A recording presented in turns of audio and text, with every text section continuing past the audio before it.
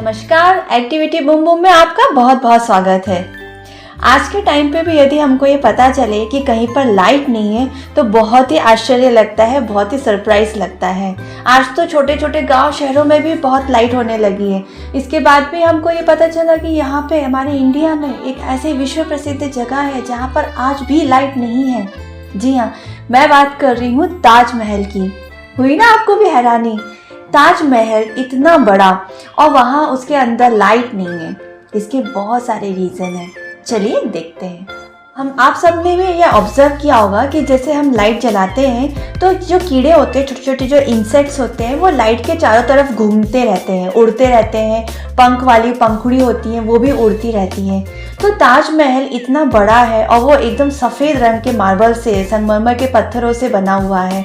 तो अगर वहाँ पर लाइट लगाई जाएगी तो उसके चारों तरफ हमेशा कीड़े घूमते रहेंगे, फिर वो कीड़े मर जाएंगे और उससे वहाँ पे गंदगी होगी। कुछ कीड़े ऐसे होते हैं जिनकी बॉडी से बहुत ज़्यादा एसिड जैसे लिक्विड निकलता है जो उस संगमरमर की पत्थर की क्वालिटी को नुकसान पहुँचा सकते हैं। इसीलिए ताजमहल के अंदर कोई भी लाइट नहीं लगाई गई है।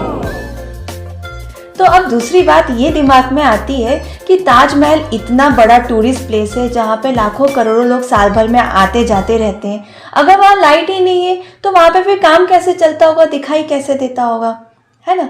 तो वो बात ऐसा है कि ताजमहल में लाइट नेचुरल लाइट के थ्रू आती है। मतलब सूरज के निकलने से लेकर उसके अस्त होने तक, डूबने तक, और फिर जो हमारे चंद्रमा की नेचुरल लाइट रहती है उससे जो उजाला आता है वो ताजमहल को रोशनी देता है। क्योंकि उसकी नक्काशी इतनी अद्भुत है कि उसमें थोड़ी सी भी लाइट आती है तो वो फैलती है। एक तो वो सफ़ेद रंग के मार्बल से बना हुआ है, तो सफ़ेद रंग वैसे भी जो भी लाइट होती है उसको फैलने में मदद करता है। इसीलिए वहाँ नेचुरल लाइट से भी भरपूर उजाला रहता है। अब तीसरी बात, ताजमहल अपना रंग बदलता रहता है। तो इसका मतलब ये नहीं है कि उसके पत्थरों का रंग बदलता है। इसका रीज़न फिर से वही नेचुरल लाइट है। क्योंकि जैसे जैसे मौसम बदलता है और जो मौसम बदलने के साथ जो किरणों में परिवर्तन आता है तो वो ताजमहल के ऊपर पड़ती है ना, तो उसके कारण उसका कलर हमेशा बदलता हुआ दिखाई देता है। जैसे सुबह सुबह जो हल्की सी लालिमा सूरज की निकलती है उससे उसका रंग कुछ गुलाबी, कुछ लाल मिक्स कलर ऐसा दिखाई देता है। जैसे जैसे दिन चढ़ता है उसका सुनहरा रंग होने लगता है। शाम ढलते फिर उसमें कुछ ऑरेंज पिंक कलर दिखाई देता है। रात की चांदनी में वो हल्का सफ़ेद सा रंग दिखाई देता है। तो इस तरह कहा जाता है कि ताजमहल का जो रंग है वो दिन भर में कई बार बदलता है। अब चौथी बात, ताजमहल को क्लीन कैसे किया जाता है। ये तो बहुत ही हैरानी वाली बात होगी। हम हमारे घर में क्लीन करने के लिए कितने सारे मार्केट से प्रोडक्ट्स को चूज़ करते, रिजेक्ट करते, ये अच्छा नहीं है, इसकी खुशबू ऐसी है, ये इससे क्लीन नहीं हो रहा है, इससे दाग धब्बे पड़ रहे हैं। लेकिन ताजमहल की क्लीनिंग हमारे आज भी पुराने तरीके की पद्धति से की जाती है। जो हम लोग फेस पैक लगाते हैं ना, जैसे मुल्तानी मिट्टी है, नींबू है, इसको मिला के फेस पैक लगाते हैं। तो ताजमहल के पत्थरों को साफ करने के लिए इन्हीं तरीके के पैक का यूज़ किया जाता है। मिट्टी, हुआ ना हैरानी? ताजमहल कोई भी मार्केट प्रोडक्ट से क्लीन नहीं होता है, वो क्लीन होता है ये हमारे जो नेचुरल फेस पैक के लिए जो हमारे इंग्रेडिएंट्स जो हम यूज़ करते हैं, जो हमारे किचन में छुपे हुए हैं, उनसे ताजमहल को क्लीन किया जाता है। ये बात जानने के बाद तो मेरा विश्वास और भी बहुत स्ट्रांग हो गया कि भाई हमारा स्वास्थ्य और हमारी सुंदरता दोनों ही हमारे किचन में ही है। हमको मार्केट में इधर उधर भटकने की बिल्कुल भी ज़रूरत नहीं है। जब ताजमहल के पत्थर हमारी पुरानी पद्धति फेस पैक और जो लेप लगा के यूज़ करते थे, लेप लगाते थे, उससे क्लीन हो सकता है तो हमारी स्किन क्यों नहीं? ताजमहल के बारे में ये एक और आश्चर्यजनक बात बताती हूँ। मैंने यही सुना था कि शाहजहां ने उनके कारीगरों के हाथ कटवा दिए थे जिन्होंने ताजमहल बनाया था।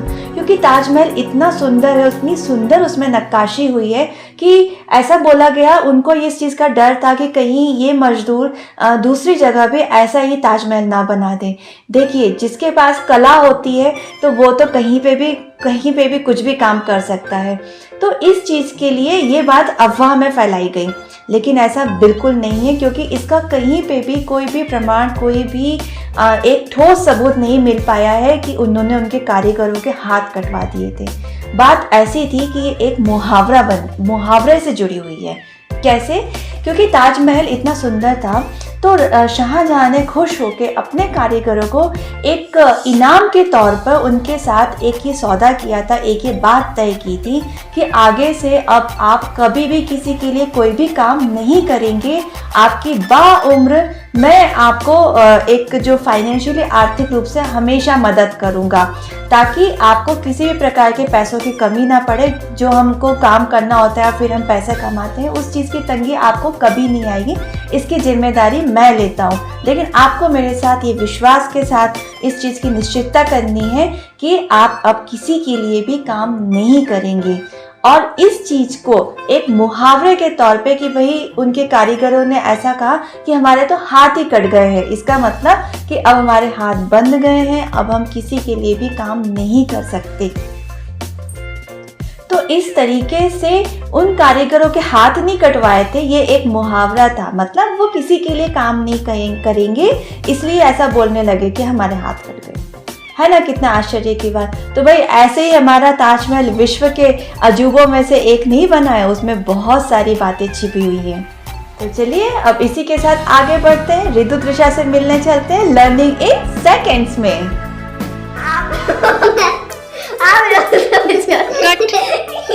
आप लोग सोच रहे हो कि कॉटन और दूध क्यों रखा है ना? और हम लोग तो कॉटन दूध में मिक्स नहीं कर सकते, दूध कॉटन में मिक्स कर सकते हैं। हाँ फ्रेंड्स, मुझे मन हो रहा है दूध ही पी लेती हूँ। रुको रुको रुको, ये पीने का दूध नहीं है, रुको, इसका तो पता नहीं। आज हम लोग आपको बताएंगे कि कौन सी सिटी किस चीज के लिए फेमस है। Milk city Anand in Gujarat, cotton city Akola in Maharashtra, green city Gandhinagar in Gujarat, garden city Bangalore in Karnataka, pink city and pink city Jaipur in Rajasthan, pink. और हमारे साथ जोर से बोलो, एक्टिविटी बॉम्बो। मुझे भी तो बन गए। अच्छा अभी भी नहीं, इसका तो पता नहीं।